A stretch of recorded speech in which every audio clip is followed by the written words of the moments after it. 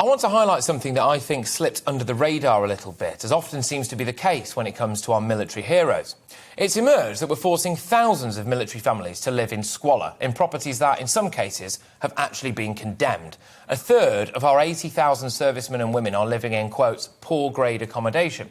Some have described their homes as being riddled with damp, stinking of urine, absolutely filthy and infested with mould. Basically, they're unlivable. In some cases, they were handed leaflets, get this, advising them on how to deal with Legionnaire's disease, damp and asbestos. I wouldn't let my dog live in those conditions. The average annual salary of privates in the UK Armed Forces is apparently £20,000, 400 every single year, compared to £27,500 for a Lance Corporal and nearly £36,000 for a sergeant, rising all the way up to the dizzying heights of 43 grand for a captain. Well, it's not a huge amount of money, is it, considering the job that they do? And obviously, as well, in some cases, those military heroes were told, don't worry, you don't have to pay rent, because actually their homes were so awful. What a shambles this is. What an absolute disgrace.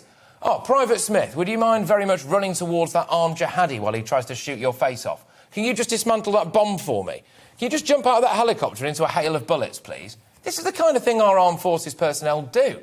And the whole time it turns out that they have to worry about whether or not their child might be sat at home getting a lung infection because of the rising damp throughout their house. One army wife said that she reported a leaky boiler. It took them 5 weeks to come and fix it, by which time part of her ceiling had caved in. I think we have to face facts here. It's all very well and good for Defence Secretary Ben Wallace to come out and say, we're investing £200 million in housing for military personnel. But the reality is this. If an army wife travelled to Calais, bought a dinghy and set off across the Channel, her and her family would be in a 4-star hotel by tea time. But if you're sent to fight and die for this country, you and your family will probably end up in a mould-infested cesspit with rats for company.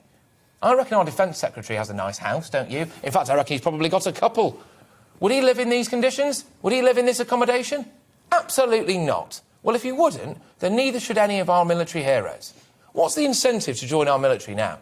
You won't be well paid. You and your family might live in pretty dire conditions. When you leave the armed forces, you're supposed to be given priority social housing and mental health care. That's according to the military covenant, which might as well be written on toilet roll because that's basically all it's worth. Our military heroes are just that, heroes. They go out and fight for us. Or maybe we need to do a bit more to fight for them.